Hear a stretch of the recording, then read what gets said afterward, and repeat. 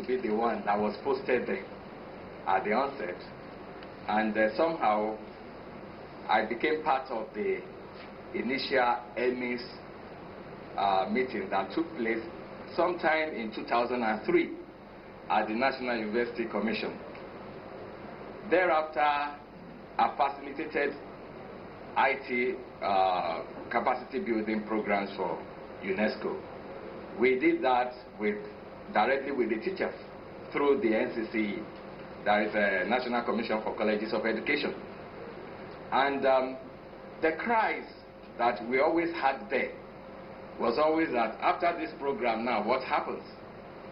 Because we went to about 4 geopolitical zones there. We did it geopolitical zone by geopolitical zone. We were able to cover 4 out of 6.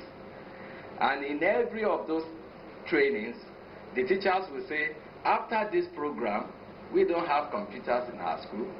We don't have this, we don't have that. Even if the computers are available, no light, no this, no that, for us to drive it. So, somehow, I got seriously interested in what was happening in the sector. Because at that time, we had a database of more than 1,000 teachers that had been trained. And from there, I started paying more attention to the sector. So we couldn't go ahead and finish up with the 2 other geopolitical zones. But I started pressing the organization that we need to do something in the sector. And somehow, every time, at least once in a while, that something is happening in that sector, we will be invited maybe to provide one logistic or one other service like that, and I will happen to be there. And that was how I was in the EMIS program in Hamdala, subsequent program in Agura, here and there. Fortunately, our organization also worked with some other agencies, and we got involved in the Rapid SMS project, the one that we'll look at eventually, how that fit into this. So I've been there, and I know that the challenges we have in that sector are many, but the happy thing and the gladdening thing is that we're not folding our hands. People are working seriously to make sure that things get better. Mr. Abionkuji had been tireless. In fact, about NEPA and how NEPA can impact things. And I remember before we applied for the grant, I went to World Bank to meet Dr. Adekola, and I said, sir, we wanted to apply for a grant. This and that. He said, you don't need to apply for any grant. Just tell NEPA to come and tell us that we want to do this and that. And then we'll give them the money. So when I told Okuji said there was something else that we were working for NEPA. I said, maybe they can do this for us also. And the momentum had been there. I've been around severally here to make sure that the sector is open up. More people coming. We should have more planners at the state. If we have many more planners, if we have people with highly built capacity, we can take the sector to the next stage. Because our passions vary. We don't know, maybe our David is inside one bush there, pursuing, they'll be rearing the sheep and the calf and things like that. And unless we are able to build an inclusive society, we will keep on having the same problem over and over again. So I'm going to make this presentation. I will introduce what are involved in the project that we're talking about, the key components. I'll talk about them. And then thereafter, we will look at typical implementations before we go into the breakout session. We were planning before because it was supposed to be a very large crowd here today.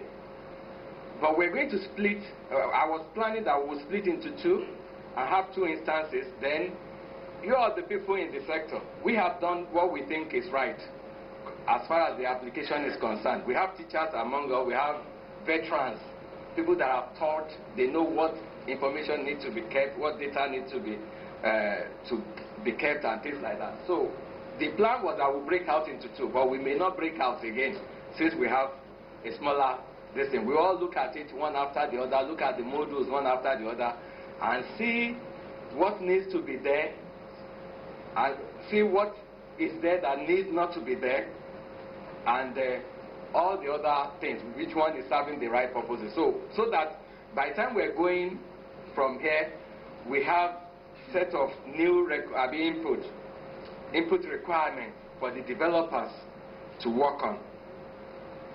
Next slide. So, well, we've seen the project title, School Tool in Nigerian Schools. We want to see how that can be adopted. What is our objective for wanting to put School Tool in the schools? We want to be able to provide school data in digital format. Once you take that data that we have been collecting before now from hard copy into digital format, a lot of things change. Because then you can put it into different ways. People can easily access it. You don't need to hire somebody now to come and sit there again and start entering into computer before you start processing, using it for analysis. So we want to have, first and foremost, school data in digital format. Then we also want to make school data visible and accessible. I will tell us how we're going to do all those things eventually. These are our objectives. We will see when we start discussing what we're going to do, how each of those activities meet these objectives. Some of the things we said we will do may require your experience to say, why not we do it this way rather than this way? We don't want to just do something, come and bring it to you and say, well, it's your thought now, I didn't have an input, it's not useful to me. So we want it to be our thing, is Nigeria education sector thing. It's not mine, it's not, yes, NEPA is there as a member of that society, UNICEF is there, UNESCO is there, all these other people, they are there, but you are the real people that need this thing.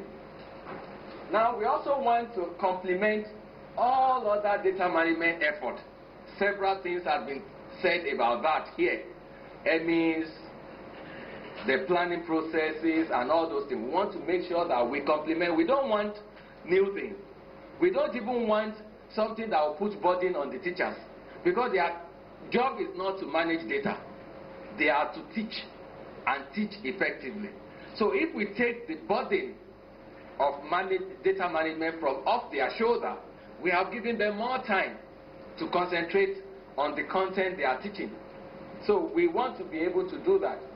We also want School Tool to serve as a first point of computer application tool in teaching profession. Because what, even as it is now, if FCT had been around, maybe they will be able to tell us. There is a program that, I don't know, in other states, maybe they brought it to you. I did some small research on it before I came. There is an Intel program called Teach.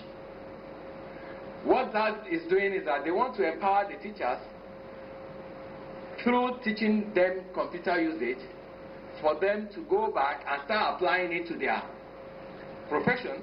And by so doing, they will start creating content that has wider application, because the teacher can only teach a certain number of students per time. But once that content is good and is well prepared and you put it into some other format, it can go to so many students per time. So it's like the teacher is teaching so many people at a time. The students have direct one-on-one contact. Even the teacher, they know the teacher that is inside the screen will not come down and be